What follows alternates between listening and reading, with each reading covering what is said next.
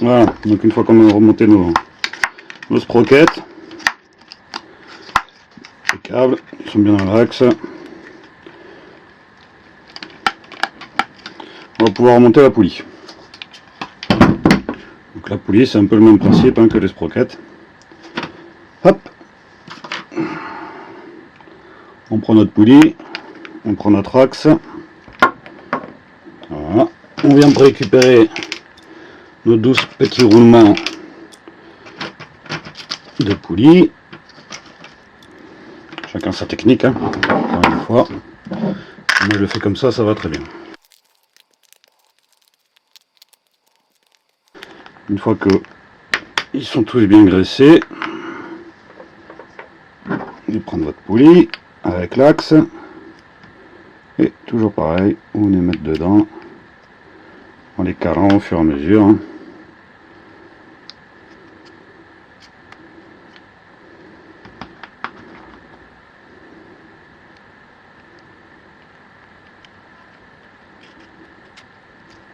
Voilà. Il manque 3.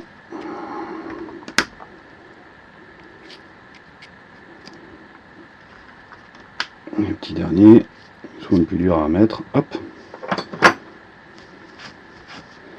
Nettoyer excellent. On peut enlever notre poulie. Voilà.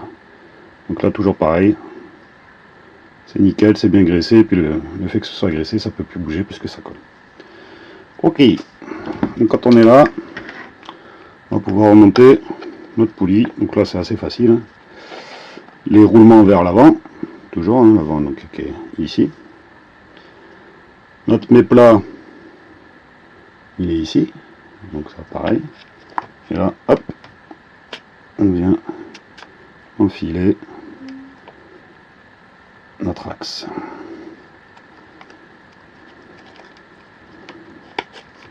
Tac. Voilà. Donc pareil, on vérifie que ce soit bien dans l'alignement.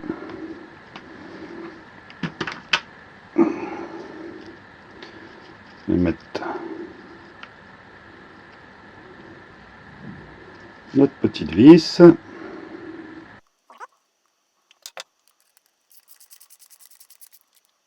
on est bien dans l'alignement. Là c'est serré. Donc pareil, je desserre 2-3 tours.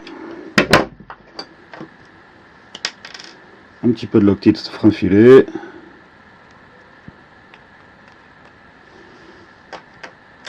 Et je resserre.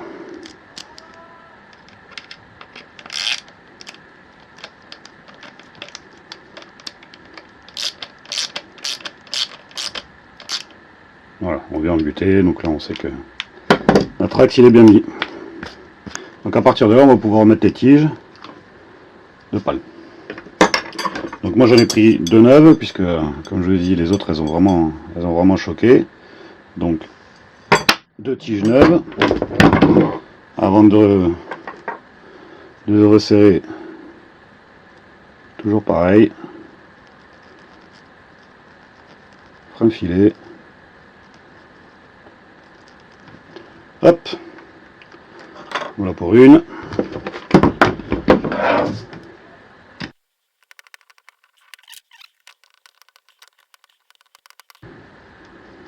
Voilà. Et on arrive à muter. Tac. C'est un petit peu, mais il n'y a pas besoin de serrer non plus. Comme des fous. On peut enlever l'excédent de frein filet. Voilà. Et même opération pour la deuxième.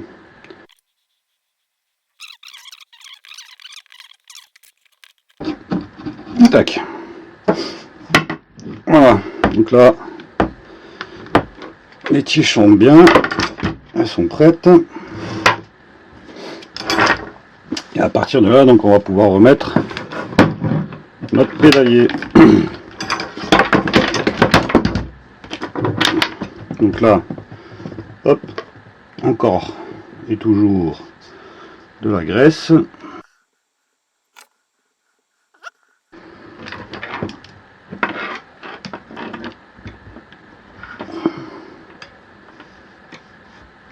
Tac.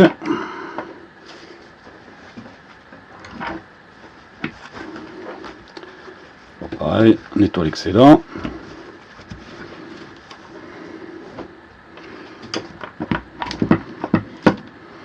Et la même chose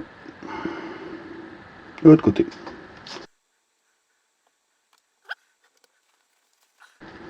Hop.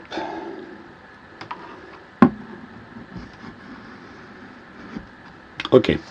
Donc quand vous êtes là, vous pouvez retourner à la drive. Là, le but du jeu, c'est d'essayer de garder les deux, avec la main gauche, là, les deux pédales devant en même temps. Et là, c'est pas compliqué. Vous allez compter le deuxième espace ici.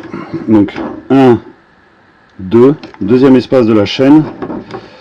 Et vous laissez et vous allez au troisième. Donc le troisième espace, il va y avoir la première chaîne en fait.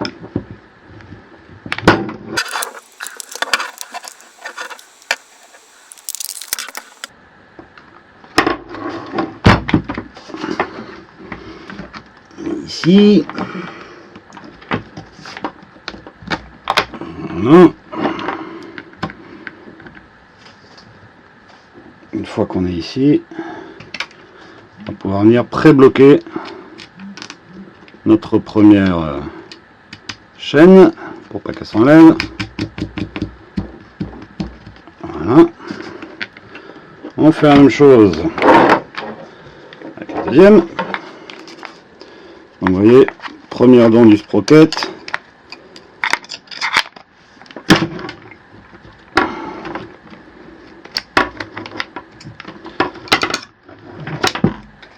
Première dent, donc dans le troisième espace. 1, 2, troisième. Il est ici. Donc, ça va bien venir, voilà. Ok.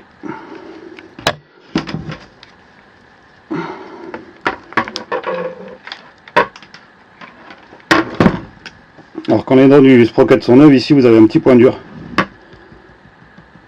Donc là, c'est pas compliqué.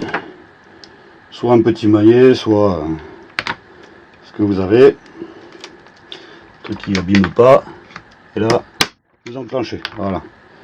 Là, on voit bien que ça s'est bien enclenché. Petit coup sec. Et ça y va. Alors, quand on est là,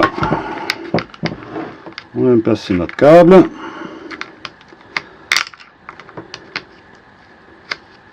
Voilà. Et pareil, petit boulon, petit écrou, pour éviter qu'il ne se barre. Voilà. Un petit pré-serrage, histoire d'être tranquille.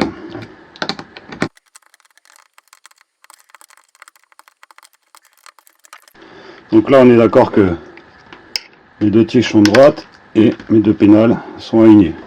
Ça c'est parce que donc j'ai bien mis la première dent de chaque côté dans le troisième espace. 1, 2, 3. Ok. 1, 2, 3. Voilà, c'est ce qui permet d'aligner sans problème. Voilà, donc quand on a bien remis les câbles, on va pouvoir s'occuper du câble de la poulie. Donc vous faites bien attention ici là.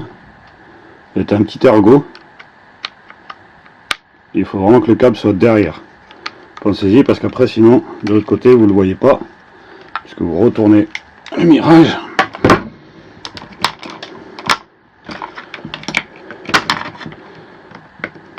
Ça c'est pareil, j'en ai pas parlé mais ça vaut 10 balles, 5 balles. Enfin, celui-là c'est moi qui l'ai fait. Et ça vous évite un plouf à 800 balles. Pour vous de voir.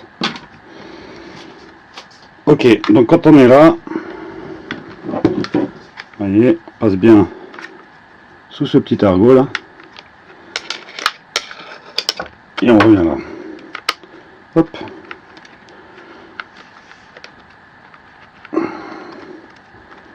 Voilà.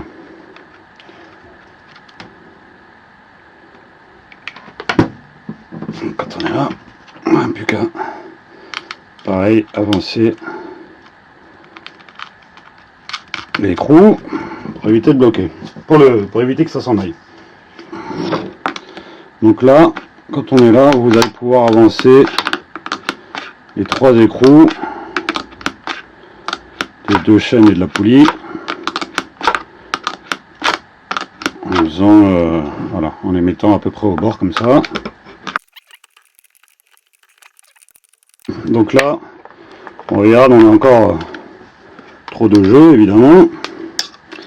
Donc on retourne et on regarde à peu près ici le nombre de filets qu'on a dépassé pour être à peu près symétrique, parallèle quand on va venir serrer de l'autre côté, d'accord? Donc on y va.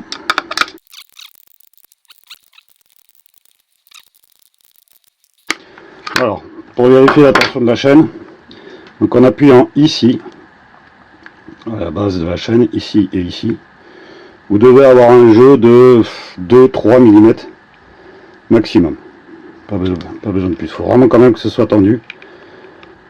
Et pareil pour la poulie, donc là la poulie moi j'ai un peu plus, ici je suis bien, c'est dur, et ici on va attendre encore un peu. Voilà, voilà, on vérifie que tout est bien.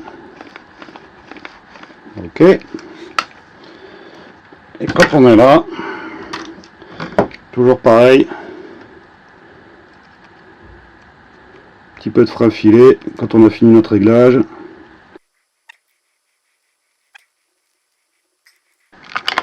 Et évidemment pareil de l'autre côté. Voilà, j'en ai plus. Bon, je vais récupérer un autre, mais voilà, vous en mettez sur tous les écrous, les 6 écrous de chaîne plus poulie. Ok, quand on arrive à cette étape là, il nous reste à nous remettre les pales. Ça c'est pas l'opération la plus compliquée.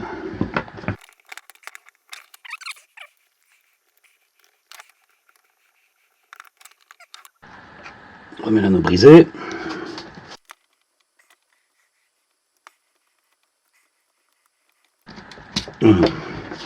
Ici vous avez le réglage de la pale, de la fermeté de la pale. Donc ça c'est une affaire de goût. Moi j'aime bien quand c'est souple comme ça parce que je trouve que ça brasse plus d'air. Il y a plus d'eau, pardon. Il y a des gens qui préfèrent quand c'est raide comme ça. Bon, moi j'ai déjà les pales turbo, donc je préfère que ça soit un peu plus souple quand même, parce que sinon ça fait beaucoup d'efforts. Ok, la deuxième, même principe.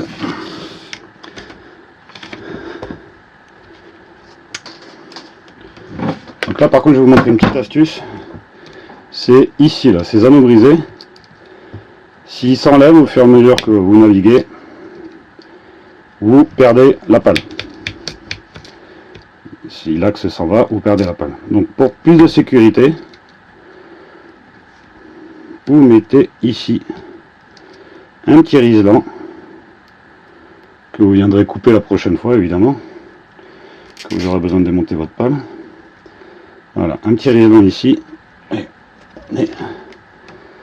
le serrer, nickel, comme ça vous êtes sûr que malgré les mouvements d'eau, votre pale puisse pas s'en aller.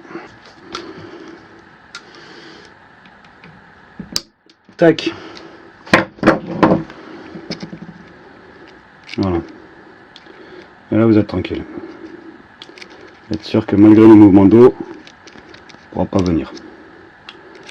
Je pars en connaissance de cause. Hein. Si je fais ça, c'est pas pour rien.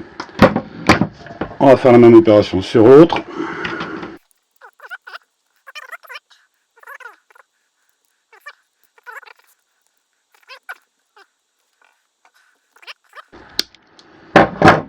Et c'est bon.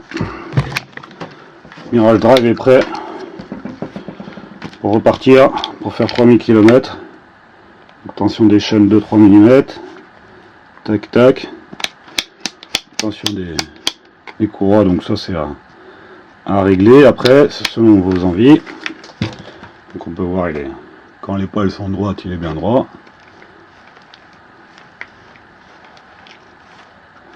Ok. Donc frein filet partout, hein. Ça c'est vraiment un conseil.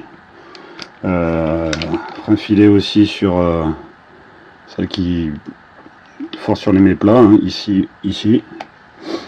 Et de la graisse, là où je vous ai déjà bien montré partout. Voilà. Donc une fois que j'ai fait l'entretien à la graisse marine, que j'ai mis du frein filet, tout le reste de l'année, j'utilise ça. Donc c'est du lubrifiant sec, fait pour la voile. Moi j'ai utilisé sur les rails de GV, de grande voile et tout ça en nautisme. Ça coûte un peu cher la bombe, mais avec une bombe comme ça, vous faites une année. Vous rincez votre Mirage Drive à chaque sortie en eau salée ou en eau douce même. Un petit coup de bombe comme ça, ça nettoie et ça sèche. Et vous avez besoin de rien d'autre tout le long de l'année.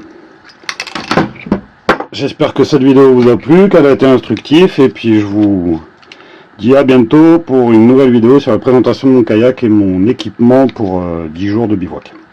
Merci, à bientôt.